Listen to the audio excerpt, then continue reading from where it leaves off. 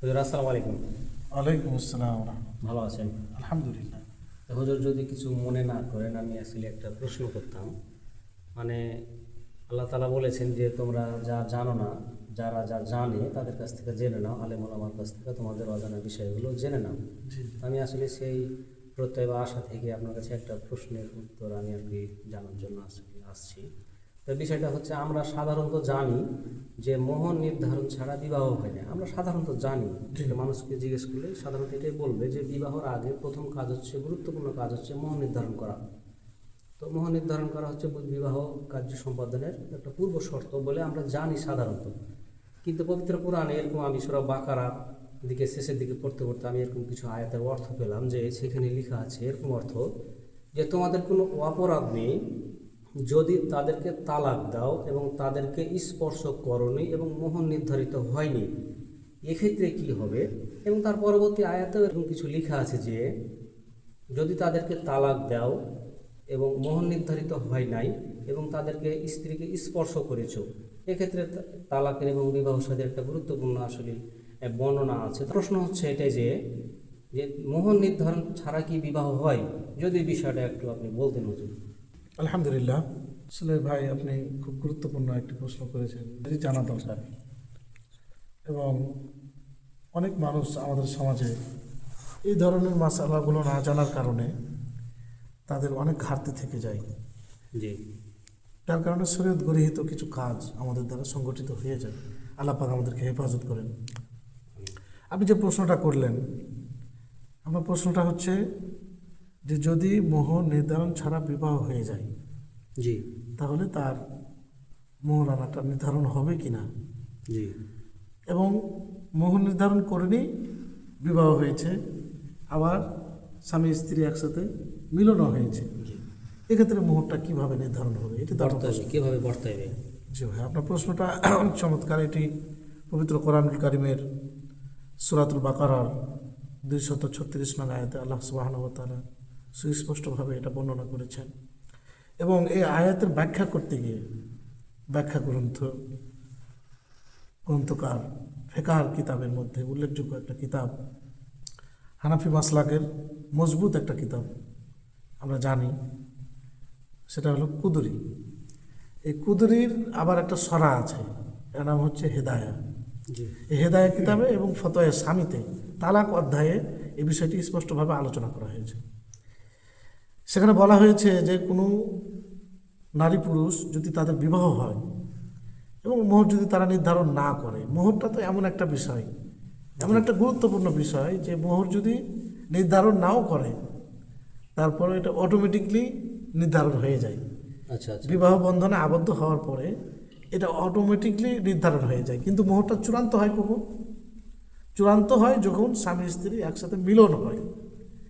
এখন কথা হলো যে বিবাহ হয়েছে, মোহর নির্ধারণ হয়নি, স্বামী স্ত্রী মিলনও হয়নি, এ মুহূর্তে যদি তাদের তালাকটা হয়ে যায় তাহলে মোহরটা নির্ধারণ হবে কিনা, এটাই তো আপনার প্রশ্ন। জি জি এক্ষেত্রে ভাই মোহর নির্ধারণ হবে না।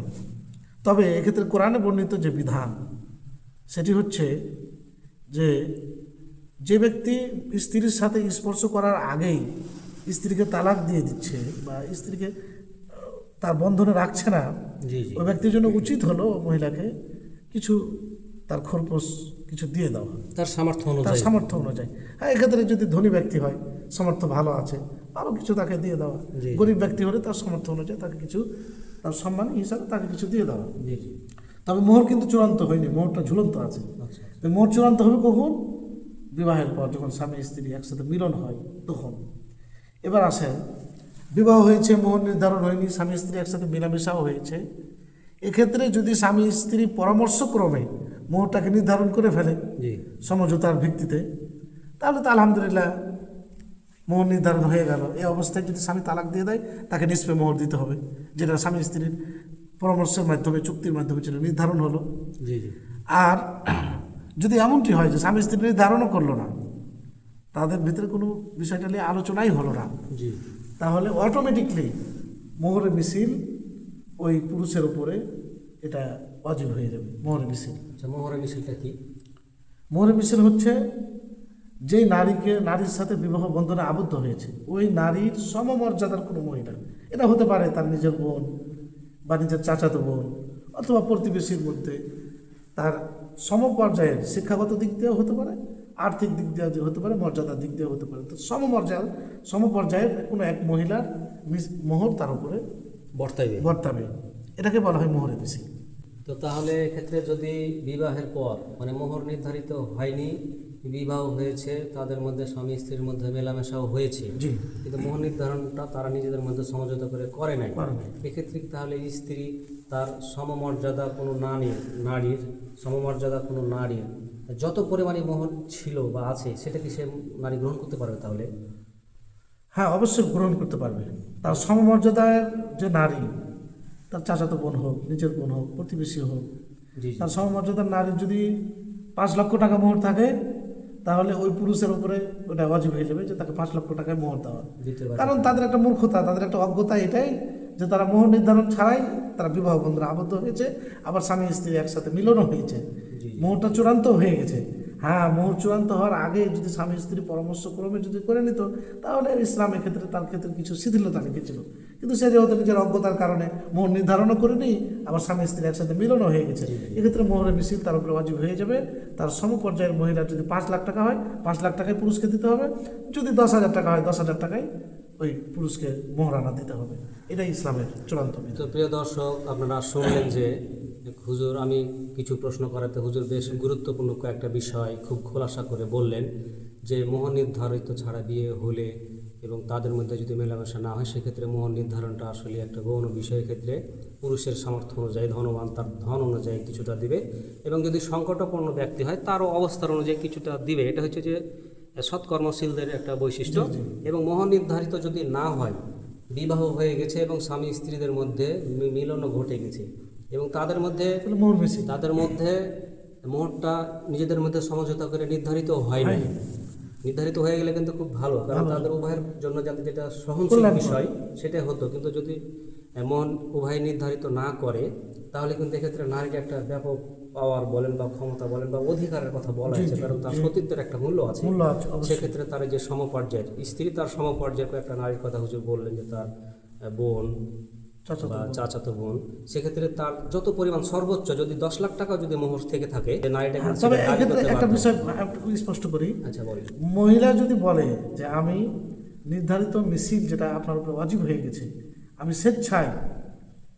স্বেচ্ছায় সব জ্ঞানে আপনাকে ওই মোহরটা আমি মাফ করে দিলাম, স্বামীকে যদি মাফ করে দেয়, আচ্ছা আচ্ছা, তাহলে সে আল্লাহর পক্ষ থেকে দায়মুক্ত হয়ে যাবে।